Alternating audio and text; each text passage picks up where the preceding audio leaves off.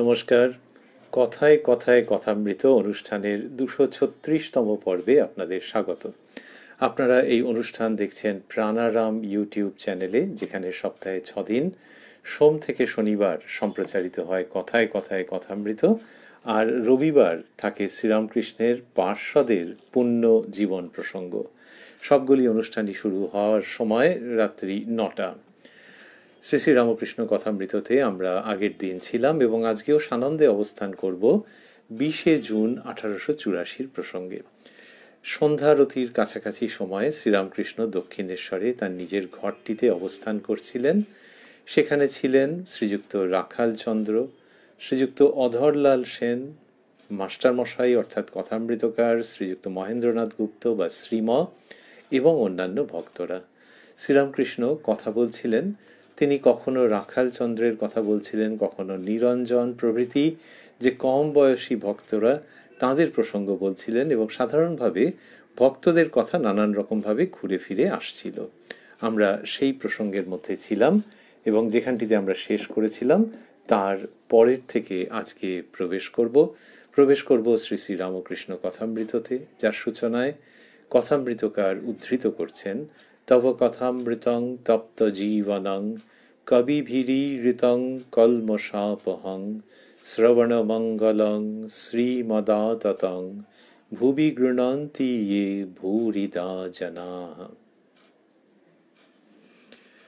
শ্রীরামকৃষ্ণ বলছেন, ভক্ত এখানে যারা আসে দুই থাক।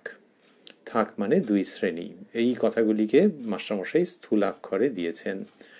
ভক্ত এখানে যারা আসে দুই থাক। এক থাক বলছে আমায় উদ্ধার করো হে ঈশ্বর। আর এক থাক তারা অন্তরঙ্গ, তারা ও কথা বলে না। তাদের দুটি জিনিস জানলেই হলো, প্রথম আমি কে, তারপর তারা কে, আমার সঙ্গে সম্বন্ধ কি। বলছেন যে ভক্ত যারা আসে তারা দুই শ্রেণীর। আমাদের শ্রীমদ্ ভাগবত, গীতা প্রভৃতি শাস্ত্রে বলা আছে যে মানুষ ঈশ্বরকে নানান কারণে ডাকে। কেউ আর্ত বিপন্ন হয়ে ডাকে, কেউ আবার তাকে জানবার জন্যে ডাকে। সেই যে বিভিন্ন শ্রেণীর ভক্ত, শ্রীরামকৃষ্ণ সেই ভঙ্গিটিকে অবলম্বন করে দুটি শ্রেণীর কথা বলছেন। এটি খুব আকর্ষণীয়, মনোযোগ আকর্ষণ করে। কিরকম? তিনি বললেন যে প্রথম থাক, এক থাক বলছে আমায় উদ্ধার করো হে ঈশ্বর। তার মানে বলতে চাইছেন যে এদের সকাম ভক্তি। আচ্ছা, যদি ভাবা যায় যে আমায় উদ্ধার করো, তার মানে তো তারা মুক্তি লাভের চেষ্টা, সেরকম ভাবে নয়। উদ্ধার করো মানে মানুষের কত রকমের অসুবিধের মধ্যে, বিপদের মধ্যে, আশঙ্কার মধ্যে পড়ে, তো সেখানে যখন ভগবানকে সে ডাকছে। এক্ষেত্রে শ্রীরামকৃষ্ণের কাছে যারা আসছেন তাদের মধ্যে তার ভাষায় এক থাক ওই রকম, যারা এইভাবে করে ডাকছে। তার মানে উদ্ধার করো মানে বিপদ থেকে উদ্ধার করো, সেইভাবে তারা ডাকছে।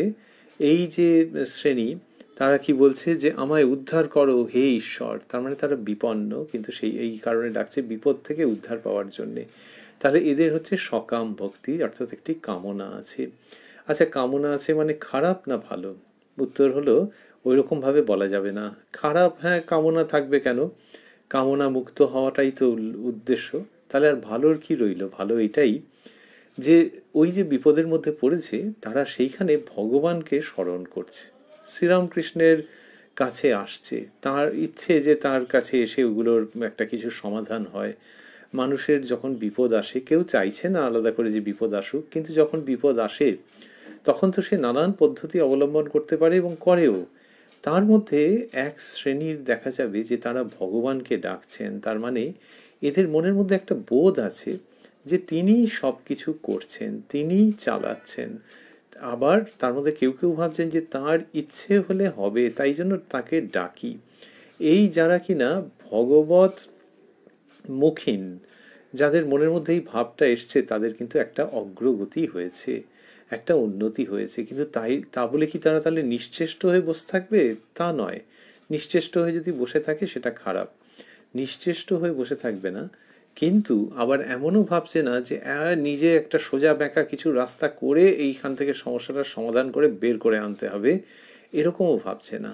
তারা সচেষ্ট রয়েছে, কিন্তু ঈশ্বরের ওপরেই নির্ভর করছে, ঈশ্বরের ইচ্ছা, তার আশীর্বাদ কৃপার ওপরে ভরসা করছে। সেইখান থেকে বলছে, উদ্ধার করো হে ঈশ্বর। এই মানুষের মধ্যে যে ভগবত বুদ্ধি এসছে, সেইটির নিরিখে বলা যায় এবং বলা হয় যে এরা কিন্তু অনেকের থেকে এগিয়ে। যখন এই সকাম ভক্তির ওই কামনার জায়গাটি চলে যাবে এদেরই মধ্যে থেকে কারুর, তখন তারা ওই অন্য থাকের পর্যবেসিত হবে, অন্য থাকের মধ্যে পরিগণিত হবেন। তা সেই জন্যে এনারাও ভক্ত। বিশেষভাবে লক্ষণীয় যে এনারা ভক্ত।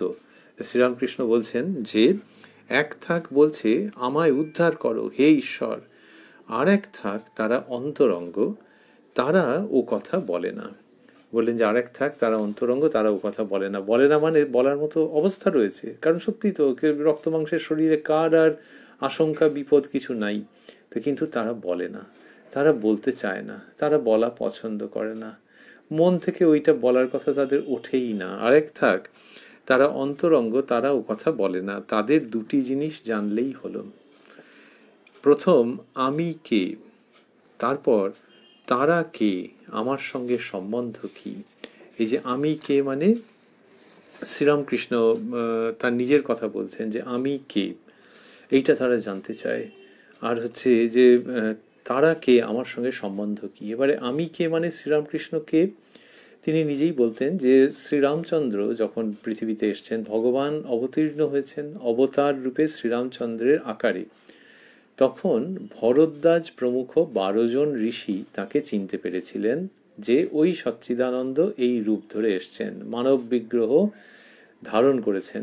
বাকিরা তাকে ভাবতেন যে হ্যাঁ খুব ভালো, দশরথের সন্তান রামচন্দ্র, কিন্তু ভরদ্বাজেরা এইরকমভাবে চিনেছিলেন। তা তিনি যখন অবতীর্ণ হন সবাই চিনতে পারে না। তো এই যে চিনতে পারা, এই প্রসঙ্গ থেকে যাচ্ছে এবং বলছেন যে এক থাক তারা অন্তরঙ্গ, তারা কি করে, তারা ওইটা জানতে চায়। তাদের মধ্যে মনের মধ্যে ওই ভাবটা রয়েছে যে কীরকম, যে আমি কে, এইটা জানতে চায়। তাই অন্তরঙ্গ যারা, তারা জানতে চাইছে যে আমি কে, অর্থাৎ ঠাকুর শ্রীরামকৃষ্ণ কে, এইটা তাদের জানবার ইচ্ছে। আর হচ্ছে যে তারপর তারা কে, তাহলে আমি কে মানে শ্রীরামকৃষ্ণ কে। এবার দেখা যাবে যে ঠাকুর শ্রীরামকৃষ্ণ যখন মাস্টারমশাইয়ের সঙ্গে কথা বলছেন, কথামৃতর মধ্যেই একাধিক জায়গায় আছে, কোনো একটা জায়গায় তা নয়, একাধিক জায়গায় রয়েছে যে ঠাকুর বলছেন খুব অন্তরঙ্গ কোনো মুহূর্তে মাস্টারমশাইকে বলছেন। প্রথম নাট মন্দিরে বলেছিলেন দক্ষিণেশ্বরে যে আচ্ছা আমাকে তোমার কি বলে বোধ হয়, অথবা বলছেন আমার ক আনা জ্ঞান হয়েছে। এই যে মাস্টারমশাইকে তিনি জিজ্ঞাসা করছেন যে মাস্টারমশাই ঠাকুরকে কিভাবে দেখছেন, তার কীরকম মনে হচ্ছে। এইখানে দেখতে পাওয়া যায় যে মাস্টারমশাইকে তিনি তো তার নিজের বলেই মনে করেছেন। সেইখান থেকে ওই প্রশ্ন যে আমাকে তোমার কি বলে বোধ হয়, কথামৃত অনুসরণ করলে দেখা যায় যে ধীরে ধীরে ধীরে মাস্টারমশাইয়ের মধ্যে শ্রীরামকৃষ্ণ সম্পর্কে যে ভাব, সেটি গাঢ় হয়েছে, আরও গভীর হয়েছে। মূল্যায়ন শব্দটি একটু কেমন কেমন লাগবে, কিন্তু ইংলিশে বলতে গেলে his appreciation of Sri Ramakrishna, his understanding of Sri Ramakrishna. বাংলায় বললে ওরকমই দাঁড়াবে যে তিনি যেভাবে বুঝেছেন শ্রীরামকৃষ্ণকে, যেভাবে অনুভব করেছেন, সেটি ক্রমশ গাঢ় হচ্ছে এবং তার মধ্যে অন্য অন্য ব্যঞ্জনা এসে সংযুক্ত হচ্ছে, যে ঠাকুরকে তিনি কীরকমভাবে বুঝছেন। সেটা মাস্টারমশাইয়ের সঙ্গে হয়েছে, মাস্টারমশাইয়ের কথা একটু বাদেই আসবে। আর ঠাকুর বলছেন যে আমি কে, এটা জানতে চায় ওই অন্তরঙ্গ যে ভক্তেরা। আর তারপর তারা কে, আমার সঙ্গে সম্বন্ধ কি। এখন ঠাকুর শ্রীরামকৃষ্ণ দক্ষিণেশ্বর মন্দিরে রয়েছেন তার নিজের জায়গায়, আর ভক্তেরা আসছেন যাচ্ছেন, আবার সম্বন্ধ কি, ওই সম্বন্ধটা হচ্ছে প্রথম প্রশ্নের সঙ্গে জড়িত। যেই বোধ হতে আরম্ভ করবে যে ভগবান অবতীর্ণ হয়েছেন, তখন সঙ্গে সঙ্গে বিরাট রকমভাবে আত্মীয়তার সম্পর্ক অনুভূত হতে আরম্ভ করবে। কারণ ভগবানের সঙ্গে ভক্তের সম্বন্ধ একেবারে অচ্ছেদ্য। তাই যদি কাউকে ভগবান বলে বোধ হয়, তখন নিজেকে তার সঙ্গে বিযুক্ত রাখা যাবে না, যেটা কিনা সন্ত মহাপুরুষের ক্ষেত্রে প্রযোজ্য নয়। অর্থাৎ কাউকে যদি মনে হয় যে উনি বিরাট একজন সাধক, কি ঈশ্বরকে পেয়েছেন এইরকম একজন সাধক, তার কাছে একজন কেউ যাচ্ছেন যে তার কাছ থেকে ভগবানের কথা শুনতে পাওয়া যাবে ইত্যাদি, কিন্তু তিনি আমার কে, তার সেটা হচ্ছে যে আমার কাছে তিনি বিরাট একজন মানুষ, তার কাছ থেকে কত কিছু শিখছি আমি এই পর্যন্ত। কিন্তু তিনি কি নিজের জন, এরকম প্রশ্নটাই সেখানে আসতে চাইবে না। কিন্তু যদি মনে হয় যে ভগবান স্বয়ং তার মধ্যে অবতীর্ণ হয়েছেন, তাহলে আমাদের বাবা, আমাদের মা, এই জায়গাটি প্রথমেই আসতে চাইবে যে তাঁরই অধীনে তো সমস্ত কিছু। আমি এই যে জন্ম, তার আগে যা কিছু সব তো তাঁর অধীনে। শুধু অবাক করে দেওয়া ব্যাপার হচ্ছে তাকে চিনতে পারিনি, ভাবছি ঘোড়ার গাড়ি করে এলাম কি হেঁটে এলাম তার কাছে, আর তিনি তো আমার নিজের। তাকে যদি না পাই, তাকে যদি না বুঝতে পারি, তার কাছে যদি না আসি, তার মানে নিজের জনের কাছে না আসা। তাহলে নিজের জন কথাটাও কিরকম যেন হালকা হালকা শোনাচ্ছে। কে হন তিনি তোমার? এই জায়গাতে শ্রীরামকৃষ্ণ আকর্ষণ করছেন বড় প্রেমের সঙ্গে, একেবারে সেই দড়ি দিয়ে বাঁধা যেরকম ভাবে প্রেমের রজ্জুতে বাঁধছেন শ্রীরামকৃষ্ণ, যে আমার সঙ্গে তোমাদের সম্বন্ধ কি সেটা ভাবো। গোপালের মা শ্রীরামকৃষ্ণকে বাল ও গোপাল রূপে দেখেছেন। কামারহাটি থেকে সে বুড়ি ছুটতে ছুটতে আসছে আর দেখছে যে গোপাল কোলের ওপরে উঠেছে, বুকের কাছে এসে তার পাগুলো ধাক্কা মারছে। সেইভাবে করে পাগলের মতো আনন্দে অধীর হয়ে গোপালের মা ছুটতে ছুটতে আসছেন, এসে ঠাকুরের মধ্যে সেই গোপালকে দেখতে পাচ্ছেন। তো এই এক একজনের এক এক রকমের সম্বন্ধ। স্বামী শিবানন্দজি যখন তারকনাথ, পরবর্তীকালে যাকে মহাপুরুষ মহারাজ বলে লোকে চিনেছে জেনেছে, সেই তিনি যখন ঠাকুরকে দেখছেন তখন তার মনে হচ্ছে নিজের মা। ঠাকুরের পায়ে মাথা দিয়ে তিনি প্রণাম করছেন চলে আসবার আগে, এবং সাক্ষাৎ নিজের জননী মনে হচ্ছে। তাহলে পুরুষ শরীর তো মানতে হবে, একটা পুরুষ মানুষ, তাকে দেখে মা মনে হবে? মুখখানা কি মেয়েদের মতো? তাও তো নয়। তাহলে তাকে মা মনে হচ্ছে কেন? ওইটাই যে সত্যি সত্যি যখন দেখার চোখ খুলে যাচ্ছে, তখন ওই পুরুষ বলে বলাটা খুব কম বলা হবে। সেই সেই একজন সাধক মহাপুরুষ ওইসব কথাও খুব হালকা শোনাবে। তিনি তোমার কেউ একজন, সেইটা ভাবো। তা শ্রীরামকৃষ্ণ বলছেন যে এইটি হয় ভক্তদের মধ্যে যারা অন্তরঙ্গ। ওই পরের যে থাকটি বললেন, তারা কি জানতে চায়? প্রথম আমি কে, তারপর তারা কে, আমার সঙ্গে সম্বন্ধ কি। এই যে ভক্তের শ্রীরামকৃষ্ণের সঙ্গে সম্বন্ধ, তখন আর ভক্ত বলেও আলাদা নয়, তাঁরই সন্তান, কি অন্যরকমভাবে সখা, এসব কত রকমের সম্বন্ধ আছে। তো তা এই রকমভাবে যিনি কিনা ঠাকুর শ্রীরামকৃষ্ণকে ভাবছেন, সেটি কতজন মানুষ কত রকমভাবে ভেবেছেন এবং এখনও ভাবছেন মানে গভীরভাবে সেইটি অনুভব করছেন। তো শ্রীরামকৃষ্ণ বলছেন যে যে অন্তরঙ্গ, সেই তার ক্ষেত্রে এইটা হবে, যে তখন সে এরকমভাবে ভাববে যে আমি কে আর আমার সঙ্গে সম্বন্ধ কি। এই দুই থাকের কথা বললেন, বলে মাস্টারমশাইকে বলছেন, তুমি এই শেষ থাকের, তা না হলে এত সব করে ডট ডট ডট, পুরোটা মাস্টারমশাই লিখলেন না, প্রকাশ করলেন না। বললেন তুমি এই শেষ থাকের। কাকে বললেন? মাস্টারমশাইকে। কিন্তু কথামৃততে এই জায়গাতে আমরা পাচ্ছি না। এই 20 জুন একটুখানি মাস্টারমশাই উঁকি দিয়েছেন। ওই প্রথমে যখন যে কারা কারা ঘরে আছেন সেইটি যখন লিখেছেন, তখন মাস্টার কথাটি বলেছেন। পরবর্তীকালে নিরঞ্জনের সম্বন্ধে, উত্তরকালে যিনি নিরঞ্জন মহারাজ বা স্বামী নিরঞ্জনানন্দজি, তার সম্বন্ধে যখন কথা এসছে তখন মাস্টার নামটি একটুখানি রেখেছেন, আর তার আগে পরে মণি নামটি দিয়ে দিয়েছেন। এই যে মণি নামটা ঢুকিয়ে দিচ্ছেন, এটা হচ্ছে আত্মগোপনের জন্য। আমরা আগের অনুষ্ঠানে একাধিকবার সেটিকে উল্লেখ করেছি, স্মরণ করেছি, যে মাস্টারমশাই এইভাবে আত্মগোপন করেছেন যে মণি, তার মানে ধরো সে মাস্টার নয়, এরকম ভাবে করেছেন। এখানেও এই যে কথাটি বললেন, এটি অন্যতম কারণ যে মাস্টারমশাই মণি নাম ব্যবহার করেছেন। এর আগেও আমরা দেখেছি যে তিনি ঠাকুর একদম মাস্টারমশাইকে বলেছেন, তার ভাবের, উচ্চ ভাবের কথা বলেছেন, সেইগুলি জন্যেও তিনি মাস্টার নামটি দেননি। আর এখানে দেখছি যে এত বড় কথাটি এলো, তুমি এই শেষ থাকের, মাস্টারমশাইকে বলছেন। তা আমরা কি করে জানছি যে মণি মানে মাস্টারমশাই?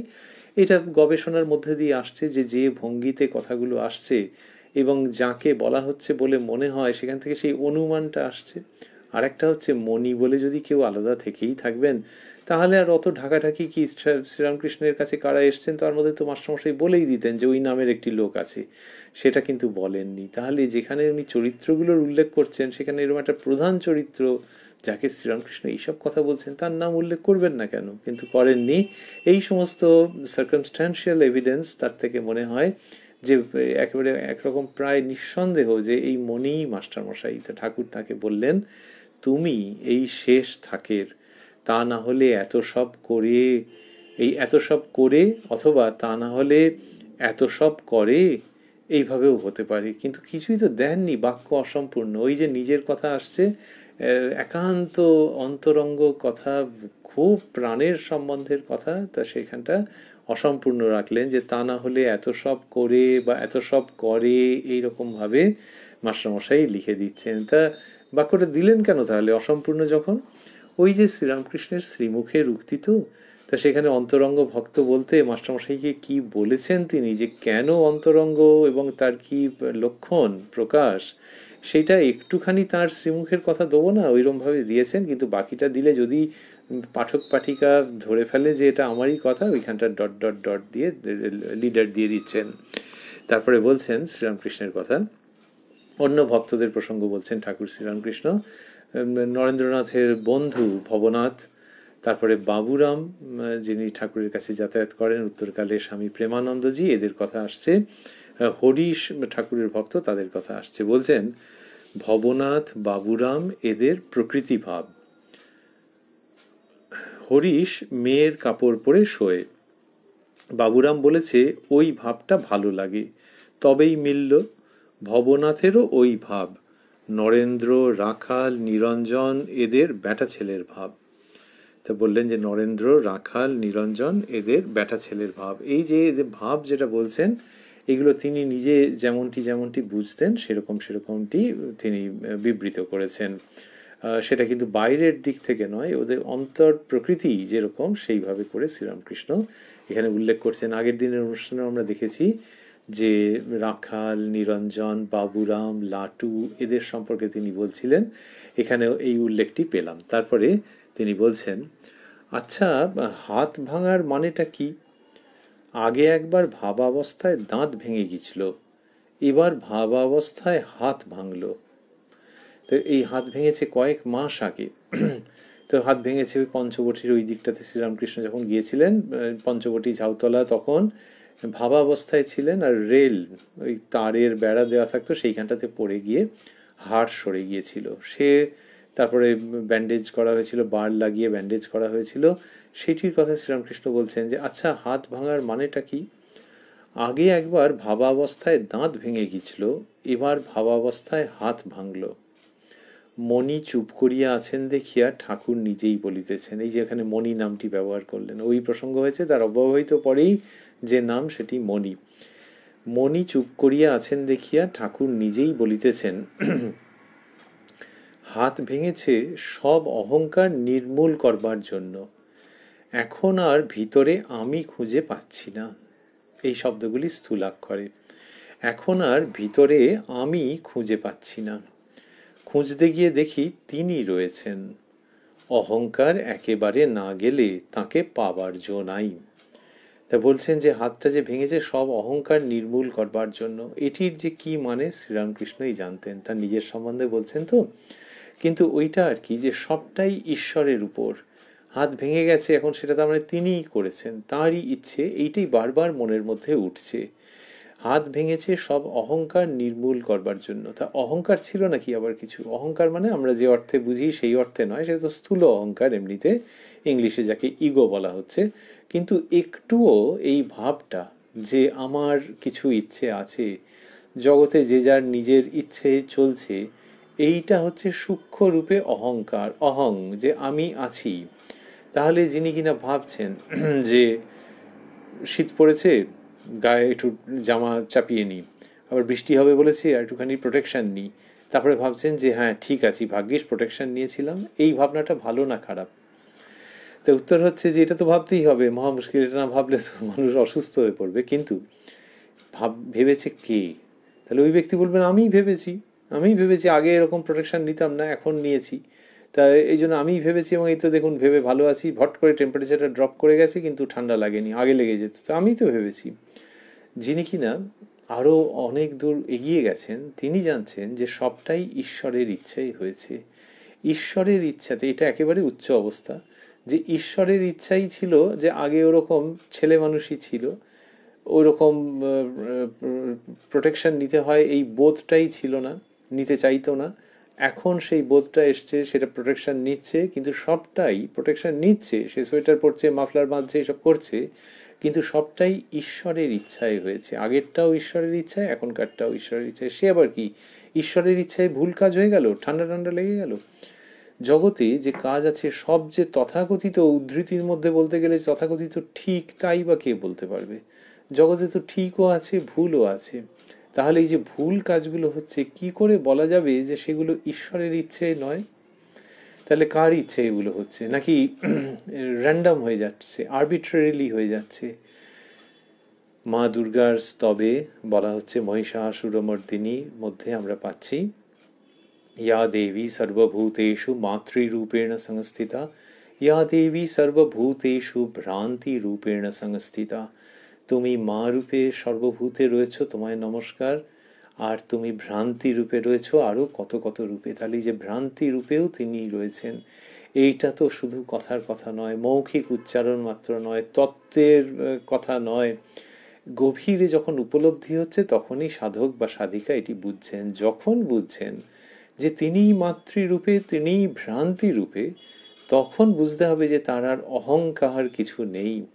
যে যেখানে কিনা ভালো করছি, যেখানে ভুল, সবগুলোই তুমি, তোমারই ইচ্ছাতে এই সব কিছু হচ্ছে। তার মানে তখন আর অহং বোধটা কিছু নেই। এই যে উচ্চ অবস্থা, এটি যেমন উচ্চ, তেমনি লাভ করবার যোগ্য, লাভ করতে হয়।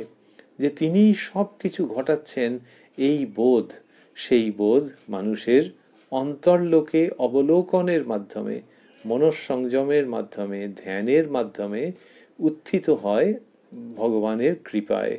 সেটি যখন হচ্ছে, তখন হলো কি যে আর বাইরে নিজে করেছি এই বোধটা তখন আর থাকছে না। অথচ নিজের হাতেই হয়েছে, কিন্তু আমি করিনি, তিনি যন্ত্রী, আমি যন্ত্র, এই বোধ আসে। শ্রীরামকৃষ্ণ বলছেন কিরম অদ্ভুত, যে ওই যে হাত ভেঙে গেছে, তিনি বললেন হাত ভেঙেছে সব অহংকার নির্মূল করবার জন্যে। তার মানে যে আমি করছি এই বোধ যেটুকুনি ছিল, বুঝলে, সেইটুকুনিও নির্মূল করে দেওয়ার জন্য এইভাবে গল্পের ভঙ্গিতে বলছেন। এখন আর ভিতরে আমি খুঁজে পাচ্ছি না। তিনি বলছেন আমি ভেতরে আর আমি খুঁজে পাচ্ছি না, খুঁজতে গিয়ে দেখি তিনি রয়েছেন। অহংকার একেবারে না গেলে তাকে পাওয়ার জো নাই। এই হচ্ছে ভগবানের নরলীলার মাধুর্য, যে তিনি ভগবান স্বয়ং। কত মানুষ বলেছেন, তিনি নিজে একটু আগে যা বললেন তার মধ্যে ওই ইঙ্গিত রয়েছে যে আমি কে, এটা তারা জানতে চায়। তো তিনি অবতীর্ণ হয়েছেন, কিন্তু তিনি মানুষেরই মতো কাজ করছেন। মানুষেরই মতো কাজ করছেন মানে অভিনয় নাকি? উদ্দেশ্যটা কি? হ্যাঁ, অভিনয় যদি বলো অভিনয়, কিন্তু ঠিক ঠিক মানুষের যেমনটি হয় তেমনটি উদ্দেশ্য। উদ্দেশ্য হচ্ছে যে মানুষকে এটা বোঝানো যে এরকম এরকম ভাবে চললে তোমাদের ঈশ্বর লাভ হয়ে যাবে। এই জন্যে ঈশ্বর অবতীর্ণ হচ্ছেন, যে এই মানুষের জীবন যে জন্যে, সেটি চরিতার্থ হবে যদি এইভাবে এইভাবে চলতে পারো। এইভাবে এইভাবে চলতে হবে, এইভাবে এইভাবে চলতে পারা যায়। সেটার জন্যই তো তার অবতরণ। নাকি অবতরণ এই জন্যে যে সবাই পা ছুঁয়ে প্রণাম করবে এইটির জন্য, যে ছবিতে থাকলে হচ্ছিল না, বেদিতে থাকলে হচ্ছিল না, সেই রকম তো নয়। তা শ্রীরামকৃষ্ণের এই যে মানব রূপ ধারণ, সেইখানে তিনি দেখাচ্ছেন যে এবার তাহলে সাসপেন্ডেড রাখতে হবে, যে তাকে তাকে যে ঈশ্বর বলে ভাবনা, সেটাকে একটু সরিয়ে রাখতে হবে। সরিয়ে রেখে মানুষ বলে ভাবা কি অপূর্ব! যে পঞ্চবটি, রেল, ভাবস্থ অবস্থা, হোঁচট খেয়ে যাওয়া, বোন ডিসলোকেশন, হাড় সরে গেল, তারপরে বার দিয়ে ব্যান্ডেজ করে বেশ কয়েক মাস ধরে একটা ভোগান্তি, এই সমস্ত, এইগুলো কার বুঝতে অসুবিধে আছে? তো মানুষের তো হয়, তো মানুষের হয়। তা সেইগুলো হচ্ছে, এবং তিনি বলছেন যে এইটি হওয়ার পর দেখছি যে যেটুকুনি অহংকার ছিল সেটুকুনি চলে গেছে। তাহলে এই অহংকার ভগবানের নয়, কিন্তু যার হাত ভাঙছে, যার হাড় সরে যাচ্ছে, তারই অহংকার। আর সেই অহংকারটা ওই রকম সূক্ষ্ম অর্থে হাত ভেঙে, বলছেন হাত ভেঙেছে সব অহংকার নির্মূল করবার জন্য। এইটা খুব বিস্ময়ের সঙ্গে একটা অভিব্যক্তি, হাত ভেঙেছে সব অহংকার নির্মূল করবার জন্য। শ্রীরামকৃষ্ণ বলছেন ভক্তদের কাছে, তার মানে সাধারণ জীবনে যিনি অগ্রসর হতে চাইছেন সেই সমস্ত মানুষের কাছে ওইটা থাকছে, যে ভেতরের অহংকার সেটা নির্মূল হয়। তার মানে কি সবাইয়ের হাত ভাঙবে নাকি? তা নয়, কিন্তু তিনি তার নিজের জায়গা থেকে বলছেন যে এখন আর ভিতরে আমি খুঁজে পাচ্ছি না। এই কথাগুলি স্থূলাক্ষরে যে রয়েছে বিশেষভাবে দৃষ্টি আকর্ষণ করবার জন্যে, এখন আর ভিতরে আমি খুঁজে পাচ্ছি না। তার মানে অন্য সময় খুঁজলে একটু একটু পাওয়া গেছে, ঠাকুর শ্রীরামকৃষ্ণের কথাই ভাবা হচ্ছে যে ভেতরে আমি, যে আমি এরম এরম করেছি। আর হাত ভাঙার পর মনে হচ্ছে, এটা কোনো অঙ্কের হিসেবে নয়, কিন্তু অঙ্কের হিসেবে হতেই পারতো যে হাত ভেঙেছে আপনি অন্য মনুষ্য ছিলেন বলে, এর মধ্যে আবার ঈশ্বর আসছে কোত্থেকে? কিন্তু শ্রীরামকৃষ্ণ বলছেন হাত ভাঙার পর কেমন একটা ভেতরে অবস্থা হচ্ছে, যেমন ভেতরে যেমন সার্চ লাইট মারছি তখন নিজেকে খুঁজে পাচ্ছি না, সেই লাইটকে খুঁজে পাচ্ছি, সেই আলোকের স্বরূপ যার, আলোকের উৎস যিনি, সেই তাকে খুঁজে পাচ্ছি। এখন আর ভিতরে আমি খুঁজে পাচ্ছি না। এই যে খুঁজে পাওয়া, খুঁজে পাওয়া মানে অনুসন্ধান করা, ভেতরে ডুব দেওয়া। এই ভেতরে ডুব দিয়ে যে আমি কোনখানটাতে, এইটা যখন ভাবা হচ্ছে তখন দেখা যাচ্ছে আমি খুঁজে পাওয়া যাচ্ছে না। এই আমি খুঁজে না পাওয়া, এর মধ্যে বিপুল আনন্দ। শ্রীরামকৃষ্ণ বলছেন খুঁজতে গিয়ে দেখি তিনি রয়েছেন। অহংকার একেবারে না গেলে তাকে পাবার জো নাই। তাহলে খুঁজতে গিয়ে দেখি, তার মানে খোঁজবার চেষ্টা করছেন, খোঁজবার চেষ্টা করছেন, ওই ভেতরে ডুব দিচ্ছেন। ডুব দে রে মন কালী বলে, হৃদি রত্নাকরের অগাধ জলে, রত্নাকর নয় শূন্য কখন, দু চার ডুবে ধন না পেলে। তা এই ভেতরে ডুব দিচ্ছেন, ডুব দিয়ে আগে যেন এই হাতটা ভাঙার আগে পেতাম একটুখানি এরকম যেন ভঙ্গি, কিন্তু এখন কি হচ্ছে, খুঁজতে গিয়ে দেখি তিনি রয়েছেন। কি অপূর্ব উক্তি, যে হাত ভেঙে গেছে, হাত সরে গেছে, সেই অবস্থায় ভেতরে যখন ডুব দিচ্ছেন তখন দেখছেন যে আমি বলে কেউ নেই, তিনিই রয়েছেন। তাহলে হাত ভাঙাটা একটা উপলক্ষ, মনটা ভেতর দিকে নিবিষ্ট হচ্ছে যে কেন হাত ভাঙলো, কি হলো, কি বৃত্তান্ত, এই করে যেই ভেতরে বিশ্লেষণ করতে যাচ্ছেন, অনুসন্ধান করতে যাচ্ছেন, বিচার করতে যাচ্ছেন, তখন দেখছেন যে যা আমি নেই। যা মানে অনেক সময় হতাশায় বলা হয়, আর এটি গভীর আনন্দে, যে ওগো খুঁজে পাইনি, আমি নেই, তিনি রয়েছেন। এই তিনিটি কে? অব্যক্ত, বলা হলো না, কিন্তু তার মধ্যে দিয়ে অনন্ত বর্ণনা যেন শতধারে উৎসারিত হয়ে উঠল। খুঁজতে গিয়ে দেখি তিনি রয়েছেন। কি অপূর্ব বলছেন। আর বললেন এখন আর ভিতরে আমি খুঁজে পাচ্ছি না। আমরা 2021-এ দাঁড়িয়ে ভাবছি যে এটি একটি চমৎকার উক্তি। মানুষে সেলফি তোলে বা অন্য কেউ ছবি তুলে দেয়, গ্রুপ সেলফি তোলার খুব রেওয়াজ আছে, যে একটু হাতটা দূরে রেখে একটু ওপরের দিকে অ্যাঙ্গেল করে গ্রুপ সেলফি তোলা হলো। তোলবার পরেই সবাই হুমড়ি খেয়ে পড়ে সাধারণত, দেখি দেখি দেখি। এইবার দেখতে গিয়ে হয়তো 6 জন 7 জন 8 জনের মিলে ছবি উঠেছে, তো তখন দেখে, বা নিজে তুলুক অন্য কেউ তুলে দিক, তখন দেখে যে আমারটা কেমন হয়েছে। এই প্রত্যেকেই কিন্তু নিজেকে নিজেকে খুঁজছে। এইবার যদি দেখা যায় যে নিজের একটা হাতের দিকে নেই, নাকটা কেমন যেন একটা হয়ে গেছে, ওই দিকটাতে আলো পড়েছে কিরম বিচ্ছিরি, তখন বলে দূর দূর দূর, এই ছবিটা ডিলিট করে দিচ্ছি। আরেকটা, আর অন্যজন বলছে ডিলিট করবি কেন, ভালোই তো, তার ওই নিজেকে দেখে ভাল লেগেছে, আর এর ভাল লাগেনি। তো এই রকম অবস্থা যে শুধু নিজেকে খুঁজছে। আর নিজে যদি ঠিকঠাক থাকে তাহলে বাকি ছবি কার নাক কাটা গেল কান কাটা গেল কিছু যায় আসে না, এই ছবিটা পোস্ট করতে হবে তাড়াতাড়ি করে। তো এইরকম একটা অবস্থা যে মানুষ নিজেকেই খোঁজে, দোষ দেওয়া যাবে না, স্বাভাবিক প্রবৃত্তি। কিন্তু সেইখান থেকে ওঠা, সেইখান থেকে উত্তরণ 2021-এ ভাবছি যে সেলফি এবং সেলফিশ টেন্ডেন্সি এইসব কত রকমের আছে। তো শ্রীরামকৃষ্ণ বলছেন এখন আর ভিতরে আমি খুঁজে পাচ্ছি না। কি অপূর্ব, যে যেন ভেতরে যা দেখতে গেলাম তার মধ্যে আমি পেলাম না, আমি নিজে নেই গো, নিজে নেই। তাহলে তো এটা হাহাকার না, হাহাকার নয়, তিনি রয়েছেন। এই জায়গাতে শ্রীরামকৃষ্ণ নিয়ে আসছেন কথায় কথায় অমৃত, ইনি বিতরণ করেন।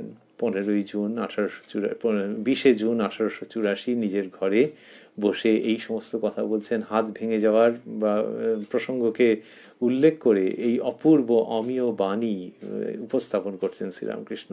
বলছেন খুঁজতে গিয়ে দেখি, খুঁজতে গিয়ে দেখি তিনি রয়েছেন। অহংকার একেবারে না গেলে তাকে পাওয়ার জো নাই। তাহলে এই অহংকারটা পুরোপুরি চলে যেতে হবে, তাহলেই তাকে পাওয়া যাবে। আবারও ভাবছি যে ছবির মধ্যে আমি নেই, কিন্তু যখন ওই সাধনার জগতে কেউ যাচ্ছেন তখন দেখছেন যে এই আমিটা নেই, মানে আবারও ভাবছি আমরা যে হতাশা নয়, শেষ হয়ে যাওয়া নয়, বিলীন হয়ে যাওয়া নয়, সেই তার সঙ্গে একীভূত হয়ে যাওয়া, যার জন্য বেঁচে থাকা, যার জন্য সমস্ত অস্তিত্ব, যার জন্য এই চন্দ্র সূর্য গ্রহ তারা নক্ষত্র, সেই অসীম আনন্দে ভূমায় যিনি লীন হয়ে যাচ্ছেন, তিনি আর ওই কানকাটা চোখ কাটা মুখ কালো অন্ধকার এই সমস্ত নানান রকমের ছবি আর চাইছেন না। সেই অনন্তের সঙ্গে নিজেকে একীভূত বোধ করে অনাস্বাদিত পূর্ব আনন্দে বিভোর হয়ে যাচ্ছেন। শ্রীরামকৃষ্ণ বলছেন, চাতকের দেখো মাটিতে বাসা, কিন্তু কত উপরে উঠে। যে পাখি মাটিতে বাসা রয়েছে, উপরে উঠছে। তা এইটি তিনি বলছেন যে মাটিতে বাসা কিন্তু কত উপরে ওঠে। তা এই যে তার মানে কি, এই ইঙ্গিত থাকছে যে যার হাত ভেঙে যাচ্ছে, অসাবধান, মাস্টারমশাই কলকাতায় গিয়ে ভক্তদের কাছ থেকে সব বার ব্যান্ডেজ এইসব নিয়ে এসেছিলেন, কথামৃততে লেখা আছে। তো যার হাত ভেঙে যাচ্ছে ধাক্কা মাক্কা খেয়ে গিয়ে, আগে দাঁত ভেঙে গিয়েছিল, বোঝো অবস্থা শরীরের, হ্যাঁ গো এইরকমই, কিন্তু তারই মধ্যে তিনি যখন দেখছেন তখন দেখছেন যে ভেতরে অন্য কেউ নেই, সেই তিনিই রয়েছেন। তাহলে যার দাঁত ভেঙে যায়, যার হাত ভেঙে যায়, সেই তিনিই ভেতরে দেখেন যে ঈশ্বর সবটা জুড়ে রয়েছেন। চাতক মাটিতে বাসা, চাতকের দেখো মাটিতে বাসা, কিন্তু কত উপরে উঠে। এইসব কথা শ্রীরামকৃষ্ণ বলছেন। এই এত ইঙ্গিতপূর্ণ ভাষা যে ভাবা যায় না। এখানে যখন বলছেন চাতকের দেখো মাটিতে বাসা, কিন্তু কত উপরে উঠে, এই যে 8টি শব্দ, তার মধ্যে কোথাও যুক্তাক্ষরও নেই। যুক্তাক্ষর থাকলে ভালো, কিন্তু যুক্তাক্ষর নেই, মানে একেবারে সহজ সাধাসিধে। তিনি যে ওরকমভাবে ইচ্ছে করে বলেছেন তা নয়, কিন্তু একটা অদ্ভুত সমাপতন দেখতে পাচ্ছি আমরা, যে এখানে বলে দিলেন চাতকের দেখো মাটিতে বাসা, কিন্তু কত উপরে উঠে। যুক্তাক্ষর বর্জিত, জটিলতা বর্জিত উচ্চারণের মধ্যে দিয়ে শ্রীরামকৃষ্ণ সেই অগাধ সুরভি ও সৌন্দর্যকে আমাদের হৃদয় প্রান্তে এনে উপনীত করে দিচ্ছেন। তারপরে মজা করতে করতে আরেকটা দরকারি প্রসঙ্গে যাচ্ছেন। বলছেন, আচ্ছা কাপ্তেন বলে মাছ খাও বলে তোমার সিদ্ধাই হয় নাই।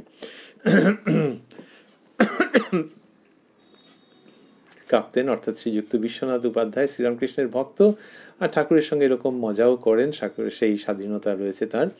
তো তিনি বলেছেন, ঠাকুর সেটা বলছেন, সিদ্ধাই মানে অলৌকিক শক্তি। তো কাপ্তেনের আর কি মানে একটু কেমন যেন অস্বস্তি, আর হবে নাই বা কেন, বুঝতেই পারছি কেন, এইরকম ভঙ্গিতে বোধহয় তিনি বলে থাকবেন। তো শ্রীরামকৃষ্ণ বলছেন, আচ্ছা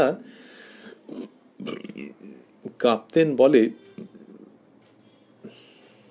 মাছ খাও বলে তোমার সিদ্ধাই হয় নাই।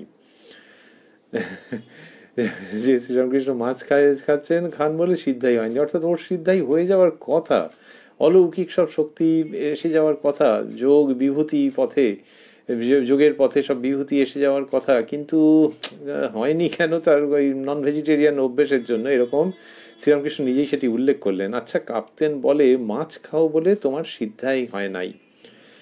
একবার এবার প্রসঙ্গ অন্যদিকে ঘুরে যাচ্ছে, একবার গা কাঁপে পাছে ওই সব শক্তি এসে পড়ে। এখন যদি সিদ্ধাই হয়, এখানে ডাক্তারখানা হাসপাতাল হয়ে পড়বে, লোক এসে বলবে আমার অসুখ ভালো করে দাও, সিদ্ধাই কি ভালো? এইরকম ভাবে বললেন। তাহলে এটিও এই কথামৃত জুড়ে কত জায়গায়, মানে বিস্তীর্ণ জায়গায় ওটি আমরা পাবো, যেখানে একদম মানুষের রূপে, সেখানে তাকে মানুষ বলেই ভাবতে হবে, সেটাই তার উদ্দেশ্য। যে ভেতরে দেখলাম যে তিনি ছাড়া কেউ নেই, কিন্তু দেখো সিদ্ধাই নেই, অলৌকিক শক্তি টুক্তি নেই। তো এই ননভেজ খাইটাই বলে কাপ্তেন বলেছে মাছ খাওয়ার জন্য, ওই সব বলেছে। তবে কি জানো, সিদ্ধায়ের কথা এলে গা কাঁপে পাছে ওইসব শক্তি এসে পড়ে, তার মানে ভীষণ ভয় লাগে, আশঙ্কা হয়, একদম ভাবতে ইচ্ছে করে না। তা সেটা গা কাঁপে, কি দুটো শব্দের মধ্যে অদ্ভুত বর্ণনা দিচ্ছেন, গা কাঁপে, ভয় করে গো। তো একবার গা কাঁপে পাছে ওইসব শক্তি এসে পড়ে। শ্রীরামকৃষ্ণ শেখাচ্ছেন যে সিদ্ধাই সেইটা দিয়ে যে ধর্ম, এরকমভাবে কখনো না ভাবতে। কারুর প্রকৃতির মধ্যে আছে যে ওরকম অলৌকিক ক্ষমতা এসে যায় যখন তিনি সাধন করছেন, সকলের আসে না। আর যার আসে, তাহলে যার আসে না, he or she is not losing anything. যার আসে তাকে খুব সাবধান হতে হবে যে ওইরকম যদি একটা ক্ষমতা এসে গেল, যে দূরের কিছু শোনা, লোকের রোগ ভালো করে দেওয়া, ওই ক্ষমতাগুলো এসে যায়, কিন্তু ওই ক্ষমতাগুলোকে নিয়ে একদম ভাবনা চিন্তা করতে নেই, কারণ ওগুলো প্রায়ই সাধক বা সাধিকাকে পথ থেকে ছিটকে ফেলে দেয়। তো সেইটা তিনি বিভিন্ন রকমভাবে বুঝিয়েছেন। এখানে ভক্ত কল্যাণের প্রসঙ্গটিকে আবার উত্থাপন করছেন। 20 জুন 1884 প্রসঙ্গ চলছে। বলছেন, একবার গা কাঁপে পাছে ওই সব শক্তি এসে পড়ে। এখন যদি সিদ্ধাই হয়, এখানে ডাক্তারখানা হাসপাতাল হয়ে পড়বে। মজার মানে তির্যক ইঙ্গিত করছেন যে ওই সব লোক লাইন দিয়ে সব দাঁড়িয়ে যাবে, লোক এসে বলবে আমার অসুখ ভালো করে দাও। সিদ্ধাই কি ভালো? তাহলে এই যে লোক এসে বলবে, তাহলে যারা রোগী, যারা কাতর বিপন্ন, তাদের কি হবে? তা উত্তর হচ্ছে, তাদের জন্য তো ডাক্তার রয়েছে। এবং শ্রীরামকৃষ্ণ সকলের আত্যন্তিক কল্যাণ মঙ্গল চাইছেন, কিন্তু এখানে দেখাচ্ছেন যে সাধক বা সাধিকার মনোভাব কি হবে, সে তিনি ওইসবের একদম ধার দিয়ে যাবেন না। ঠাকুর বলছেন তার গা কাঁপে। মাস্টারমশাই কি বলছেন, সিদ্ধাই কি ভালো? মাস্টার, আজ্ঞে না। আপনি তো বলেছেন অষ্টসিদ্ধির মধ্যে একটি থাকলে ভগবানকে পাওয়া যায় না। শ্রীরামকৃষ্ণ, ঠিক বলেছ, যারা হীন বুদ্ধি তারাই সিদ্ধাই চায়। তাহলে এখানে কে আছেন পিকচারে? শ্রীরামকৃষ্ণ আছেন। আর এই যে ইনি সায় দিলেন, ওটা ওই সায় দেওয়া পর্যন্ত। তিনি কিন্তু বলছেন শ্রীরামকৃষ্ণের ভঙ্গি থেকেই তো বোঝা যাচ্ছে এইবার উপযুক্ত সময় যে আবার মাস্টার নামটি এসে গেছে। এই অদ্ভুত ব্যাপার, একটু আগে মনি ছিল, এখানে মাস্টার এসে গেছে। যেখানে আর আমার প্রশংসা কিছু আসছে না, চলো এখানটাতে আবার মাস্টার লিখি। তো এখানটাতে তো মনি লিখলে হতো, কিন্তু ওই উনি গুলিয়ে দিতে চাইছেন, একবার মনি একবার মাস্টার, ছেড়ে দাও, ও কে বলেছে, তো ঠাকুর কি বলছেন সেই দিকটাতে নজর দাও, এই হচ্ছে তার ভঙ্গি। তো এখানে মাস্টারমশাই বলছেন আজ্ঞে না। আপনি তো বলেছেন, তা শ্রীরামকৃষ্ণ বলছেন সিদ্ধাই কি ভালো? মাস্টার, আজ্ঞে না। আপনি তো বলেছেন অষ্টসিদ্ধির মধ্যে একটি থাকলে ভগবানকে পাওয়া যায় না। শ্রীরামকৃষ্ণ, ঠিক বলেছ, যারা হীন বুদ্ধি তারাই সিদ্ধাই চায়।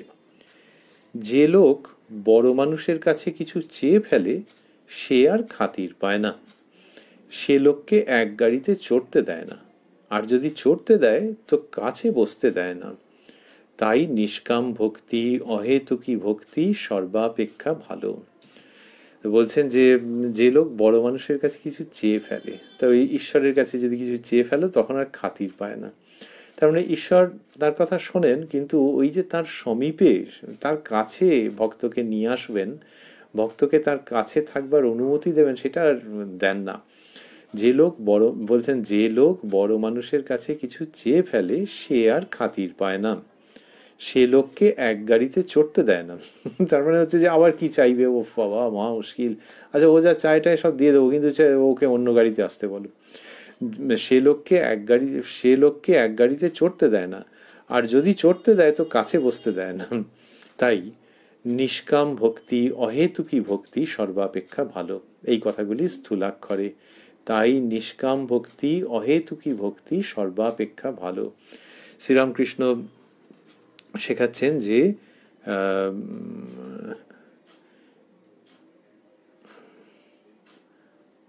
শ্রীরামকৃষ্ণ শেখাচ্ছেন যে নিষ্কাম ভক্তি, অহেতুকী ভক্তি, যে ওই যে বললেন দুই থাকের ভক্ত, সেই প্রসঙ্গই আসছে আবার অন্যরকম ভাবে, যে নিষ্কাম ভক্তি, যে কোনো কামনা কিছু নেই, কিছুর কারণে চাইছে এরকম নয়। নিষ্কাম ভক্তি, অহেতুকী ভক্তি, যে কোনো হেতু নেই যে জন্য তাকে ডাকছে। তাই নিষ্কাম ভক্তি, অহেতুকী ভক্তি সর্বাপেক্ষা ভালো। শ্রীরামকৃষ্ণ এটি বললেন যে এইটি হচ্ছে সবচেয়ে ভালো। কি সুন্দর করে নিয়ে আসছেন, যে একটা প্রসঙ্গেতে নিয়ে চলে এলেন যে নিষ্কাম ভক্তি, অহেতুকী ভক্তি সর্বাপেক্ষা ভালো, এই জায়গাটাতে তিনি নিয়ে আসবেন, সেটার জন্য কীরকম সুন্দর করে করে আসছেন। এবং বলছেন যে ওই গা কাঁপে, এইসব কথা বললেন কেন? এটা তো প্রথমে বললেই হতো যে সিদ্ধাই ভালো নয়, নিষ্কাম ভক্তি, অহেতুকী ভক্তি এটা সর্বাপেক্ষা ভালো। তো এটার প্রথমে বললেই হতো। সর্বাপেক্ষা ভালো কেন বলছেন? যে আর অন্যরকম আছে নাকি? হ্যাঁ, সকাম ভক্তি আছে। ওই যে আমরা বলছিলাম যে সকাম আবার ভক্তি, কেউ যদি ওটাতে একটু বিভ্রান্ত হন, তাহলে হচ্ছে যে ভক্তি মানে ঈশ্বর সব করছেন এই বোধটা আছে, আস্তিক্য বোধ আছে, অতএব সে ভক্ত, কিন্তু ওই নানান রকম চাইছে, তাই সকাম ভক্তি। আর যখন সেটা চায় না, যে চায় না তার কি অভাব নেই নাকি? অনেক রকমের অসুবিধা থাকতেই পারে, কিন্তু চায় না, ইচ্ছেই করে না, সেইটি হচ্ছে নিষ্কাম ভক্তি। তাই নিষ্কাম ভক্তি, অহেতুকী ভক্তি সর্বাপেক্ষা ভালো। তো এইটি সহজ সোজা রাস্তায়, মানে এক ধারায় একটা যুক্তির পথে যথাক্রমে বলে দেওয়া যেতে পারতো, কিন্তু সেটা বললেন না। না বলে ওই রকম করলেন যে কাপ্তেন বলে মাছ খাও বলে তোমার সিদ্ধাই হয় নাই। এরকম সব অদ্ভুত শ্রীরামকৃষ্ণের এই ভঙ্গিগুলো, যে কাপ্তেন বলে, তার মানে the art of storytelling is attaining a very high level in Kathamrita. যে গল্প বলা, যে কাপ্তেন বলে, তাহলে যে শুনছে, এমনিতে যে প্রসঙ্গ বলছেন শ্রীরামকৃষ্ণ যেন মধু ঝরে, আবার তার মধ্যে বেশ গল্পের উদাহরণ, গল্পের উপাদান রয়েছে। যে কাপ্তেন বলে, এটা লোকে তো গল্প শুনতে ভালোবাসে, যে এরকম এরকম হয়েছে, এই হয়েছে, অমুক একদিন বললো, সেখানে একদিন যাচ্ছিলাম, আচ্ছা, তখন আরো জুত করে বসে যে হ্যাঁ হ্যাঁ হ্যাঁ কি হয়েছে। আর এ তো আরো যে মাছ টাচের প্রসঙ্গ এসে গেছে। শ্রীরামকৃষ্ণের খাওয়া নামমাত্র ছিল, নামমাত্র ছিল, এবং কাপ্তেন যিনি, তাঁরও এই ক্ষেত্রে মন্দ কপাল বলতে হবে যে তিনি ওটা আবিষ্কার করেছেন যে মাছ খাওয়ার জন্য এইসব হয়নি। তার শ্রীরামকৃষ্ণ মনে হয় খুব একটা সেটাতে প্রতিবাদ করেননি, যে বলছে বলছে মনে হচ্ছে ভঙ্গি দেখে, কিন্তু তিনি কি বলে এটা বললেন যে মাছ খান বলে এইসব শক্তি আসেনি। তো আচ্ছা, কাপ্তেন বলে মাছ খাও বলে তোমার সিদ্ধাই হয় নাই, এই গল্পের মতো করে শ্রীরামকৃষ্ণ টানছেন, টেনে ওইখানে নিয়ে যাচ্ছেন যে এক একবার গা কাঁপে পাছে ওই সব শক্তি এসে পড়ে। আর তাহলে কি হবে জানো, এখানে হাসপাতাল ডাক্তারখানা হয়ে যাবে। বলতে বলতে বললেন সিদ্ধাই কি ভালো? মাস্টারমশাই বলছেন আজ্ঞে না, আপনি তো বলেছেন অষ্টসিদ্ধির মধ্যে অষ্টসিদ্ধির মধ্যে একটি থাকলে ভগবানকে পাওয়া যায় না। এই যে আবারও ভাবছি আমরা, যে সিদ্ধাই কি ভালো, এই কথাটি যখন তিনি জিজ্ঞাসা করছেন, তার মানে হলো কি, যে মাস্টারমশাইকে এটা ওরকম বললেন। এই ফুটবল যারা দেখেন, যারা খেলেন, যারা জানেন, যে একটা ওয়াল পাস করা, যে একজনকে এটা পাস করলেন, করে আবার সে আবার পাস করে দিল, তখন নিয়ে এই ব্যক্তি গোলের দিকে ছুটলেন। তা যিনি গোলের দিকে যাচ্ছেন, তিনি সরাসরি না গিয়ে একজনকে দিলেন, তিনি আবার একে দিয়ে দিলেন অচিরেই, খুব তাড়াতাড়ি। যাকে দিলেন তিনি নিয়ে অনেকক্ষণ ধরে এগোতেন, সে আলাদা কিছু, একে দিলেন আর ইনি একে দিয়ে দিলেন একটা, এই ওয়াল পাস করা। তো শ্রীরামকৃষ্ণ যখন কথা বলছেন মাস্টারমশাইয়ের সঙ্গে এরকম ওয়াল পাসিংয়ে খেলছেন, মাস্টারমশাইকে দিলেন, মাস্টারমশাই দিয়ে দিলেন, বললেন সিদ্ধাই কি ভালো? আজ্ঞে না, আপনি তো বলেছেন অষ্টসিদ্ধির মধ্যে একটি থাকলে ভগবানকে পাওয়া যায় না, পাস করে দিয়েছেন। শ্রীরামকৃষ্ণ ঠিক বলেছো বলে আবার বল নিয়ে এগোচ্ছেন গোলের দিকে, উদ্দেশ্যের দিকে। সেই উদ্দেশ্যটা কি? নিষ্কাম ভক্তি, অহেতুকী ভক্তি সর্বাপেক্ষা ভালো। এই জায়গাটাতে তিনি নিয়ে আসবেন, এই উদ্দেশ্যটাতে এই লক্ষ্যতে নিয়ে আসবেন প্রসঙ্গকে। সেটা শ্রীরামকৃষ্ণ যে করছেন, এইরকম খেলার ছলে বলছেন, কথায় কথায় বলছেন, কিন্তু একেবারে অমৃত, তাতে কোনো সন্দেহ নেই। মানুষকে অমর লোকবাসী করবার উপাদান থেকে যাচ্ছে এর মধ্যে, অমৃত আস্বাদন করাচ্ছেন শ্রীরামকৃষ্ণ মাস্টারমশাইয়ের মাধ্যমে। আমরা আজকের অনুষ্ঠানে এই পর্যন্তই থাকবো। এরপরে প্রসঙ্গ এগোচ্ছে, কিন্তু একটু অন্যদিকে গিয়ে কি অসাধারণ জায়গায় যাবে সেটি শ্রীরামকৃষ্ণের কৃপা সাপেক্ষে আমরা শুনবো আবার পরবর্তী দিনে। এই আগামীকাল কথায় কথায় কথামৃত অনুষ্ঠানে রাত্রি 9টায় প্রাণারাম ইউটিউব চ্যানেলে। আমরা রয়েছি উদ্বোধন কার্যালয়ের প্রকাশিত শ্রী শ্রী রামকৃষ্ণ কথামৃতের 462 পৃষ্ঠায়। আমরা রয়েছি 20 জুন 1884 শ্রীরামকৃষ্ণের ঘরে, তাঁরই পদপ্রান্তে। আর এই অনুষ্ঠান আজকে শেষ করতে করতে আমরা ভাবছি, ওই যে শ্রীরামকৃষ্ণ বললেন, কি অপূর্ব কথাগুলি রয়ে গেল, যে ভক্তদের দুটি জিনিস জানলেই হলো, অন্তরঙ্গ যারা, তাদের দুটি জিনিস জানলেই হলো। সেটি আমরা আবার বিশেষভাবে স্মরণ করছি, যে প্রথম আমি কে, তারপর তারা কে, আমার সঙ্গে সম্বন্ধ কি। তাহলে কথামৃত পড়তে পড়তে এটি যেন আমাদের সবসময় স্মরণে থাকে। সেটি শ্রীরামকৃষ্ণের শ্রীচরণে আমাদের একান্ত প্রার্থনা, যে তার শ্রীমুখের যে বাণী, এটি মহাপুরুষের, মহামানবের বাণী, সেটা ছাড়িয়ে গিয়ে এই বোধ যে ভগবান স্বয়ং অবতীর্ণ হয়ে এই উক্তি করছেন। তো এটা কি কাউকে জোর করে চাপিয়ে দেওয়ার মতো? তা নয়, কিন্তু কি অমীয় ইঙ্গিত থেকে যাচ্ছে, যে ওই রকম যখন বোধ হবে যে যিনি বলছেন তিনি কেউ একজন, তাকে চিনে নিতে হবে, যে যাকে চেনা শক্ত কিন্তু চিনতে পারা যায়। যার কাছে উপনীত হওয়া কঠিন কিন্তু উপনীত হওয়া যায়, সেই শ্রীরামকৃষ্ণ, তাকে চিনে নিতে হবে, এইটি যেন কথামৃতের মধ্যে দিয়ে এই আহ্বান আসছে। যখন কেউ বলে যে এই অঙ্কটা বুঝলি খুব শক্ত, তার মানে তুমি পারতেও পারো নাও পারো। শ্রীরামকৃষ্ণকে চিনে নেওয়া শক্ত, কিন্তু কথাটা ওই রকম অঙ্কের মতো নয়। শক্ত, কিন্তু যাকে চিনে নেওয়া শক্ত তিনি আহ্বান জানাচ্ছেন যে চিনে নেওয়া যায়। শুদ্ধ পবিত্র অন্তঃকরণে তাঁর কৃপার উপরে নির্ভর করে অগ্রসর হলে তিনি টেনে লন, তিনি তার স্বরূপ জানিয়ে দেন। শ্রীরামকৃষ্ণ এইভাবেই তো শিখিয়েছেন। আর শুধু তার স্বরূপ চিনিয়ে দেওয়া নয়, যে তিনি ভগবান এটি জেনে নেওয়া, এইরকম নয় গো, আমার সঙ্গে তোমাদের কি সম্পর্ক, এইভাবে শ্রীরামকৃষ্ণ বলছেন যে দুটি জিনিস, প্রথম আমি কে, তারপর তারা কে, আমার সঙ্গে সম্বন্ধ কি। ওই জন্য আমি ভগবান এইটা শুধু নয়, আমি কে এটা জানবে, আর আমার সঙ্গে তোমাদের সম্বন্ধ কি। এই যে প্রেমের উচ্চারণ শ্রীরামকৃষ্ণ করছেন কথামৃতের মধ্য দিয়ে, সেই প্রেমের তরঙ্গ এসে আমাদেরকে ভাসিয়ে দিচ্ছে, আমাদেরকে অপূর্বভাবে প্লাবিত করছে। প্লাবিত হলে ভয় নেই, কোনো বিপদের আশঙ্কা নেই, কোনো আশঙ্কা নেই। এই প্লাবনে কোনো আশঙ্কা নেই, কারণ এটি অমৃতের প্লাবন, যার দ্বারা মানুষ মৃত্যুঞ্জয়ী হয়। তাই ঠাকুরের কাছে প্রার্থনা যে কথামৃত পড়া, শোনা, ভাবনা, চিন্তা, আলোচনা করা তখনই সার্থক যখন শুধু ধর্মোপদেশ হিসেবে না ভেবে এটি মর্মোপদেশ হিসেবে গ্রহণ করা, এবং এর মধ্যে দিয়ে যিনি বলছেন তিনি কে, সেই স্বরূপটি ধীরে ধীরে উন্মোচিত হয়ে যাওয়া, যেমন অন্ধকারের মধ্যে থেকে আলো ফোটে সেইভাবে, এবং সেই সঙ্গে আমাদের সঙ্গে তার কি সম্পর্ক, আমরা তার কে, এটিও যেন ধীরে ধীরে আমাদের মনের মধ্যে আসে। আমরা যেন সেই এক একজনের মতো করে, সকলের তো একই রকম হবে না, ভিন্নতা থাকবে, এটাই তো আনন্দের, এইটাই বৈচিত্র্যের। তো আমরা যেন নিজেদের মতো করে বুঝতে পারি প্রত্যেকের জীবনে সেই তিনি যিনি কথামৃতের মধ্যে কথা বলছেন, সেই তিনি প্রত্যেকের জীবনে কে, আমাদের সঙ্গে তার কি সম্পর্ক, সেটা যেন বুঝতে পারি। এইটি কথামৃতকে সাক্ষী রেখে ঠাকুর শ্রীরামকৃষ্ণের শ্রীচরণে আমাদের কাতর একান্ত প্রার্থনা।